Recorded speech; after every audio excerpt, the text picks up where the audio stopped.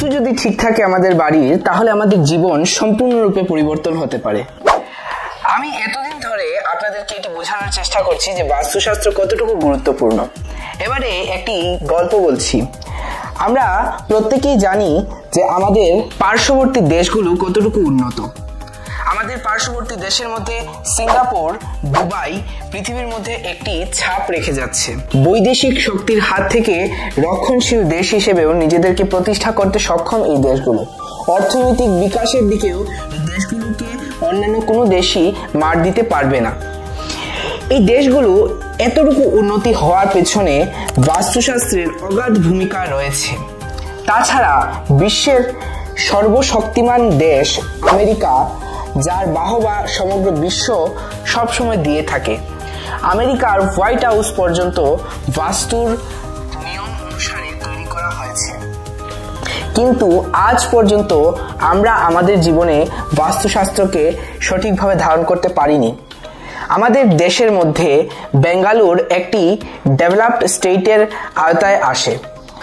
বেঙ্গালুরের যতগুলো ঘর আছে, বেঙ্গালুরের যতগুলো নিউ কনস্ট্রাকশন হয়, প্রত্যেক কনস্ট্রাকশন কিন্তু বাস্তুশাস্ত্রকে মাথায় রেখে করা হয়।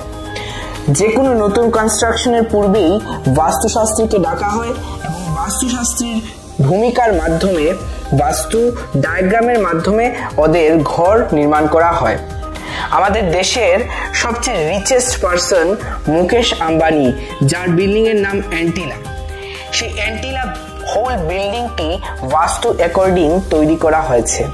কিন্তু আমি আর আপনি, আমরা এখন পর্যন্ত বাস্তুর ইম্পর্টেন্স বুঝতে পারিনি।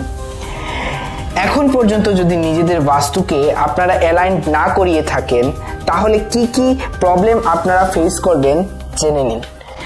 বাস্তু যদি আমাদের অ্যালাইন না হয়, বাস্তু যদি আমাদের সঠিকভাবে না থাকে, তাহলে আমাদের ফাইন্যান্সিয়াল ক্রাইসিস হয়ে থাকে, আমাদের মেন্টাল স্ট্রেস ডেভেলপমেন্ট হয়, আমাদের শারীরিক রোগশোক বাড়ে, আমাদের রিলেশনশিপের মধ্যে ক্ল্যাশেস এবং প্রবলেম ক্রিয়েট হয়।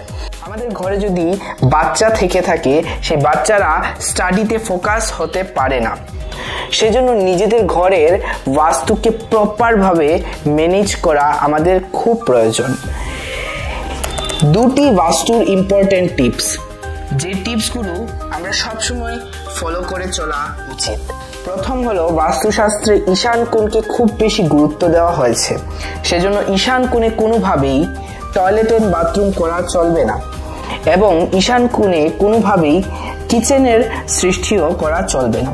এই দুটো জিনিস যদি ঈশান কোণে অর্থাৎ নর্থ ইস্ট কর্নারে থেকে থাকে, তাহলে আমাদের লাইফে মেজর হেলথ রিলেটেড ইস্যু আমরা ফেস করে থাকি। সেজন্য নিজেদের এই কর্নারটাকে মেনটেন করে অবশ্যই চলবেন। তাছাড়া আরো অনেক বিষয় আছে বাস্তুশাস্ত্রে, যা মাথায় রেখে আমাদের ঘর নির্মাণ করা উচিত।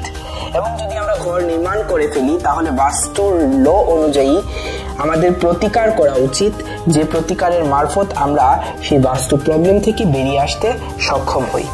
ভিডিওটি অবশ্যই শেয়ার করবেন সেই সকল লোকজনদের সাথে যারা এখন পর্যন্ত বাস্তুশাস্ত্রকে অবহেলার সহিত দেখছে।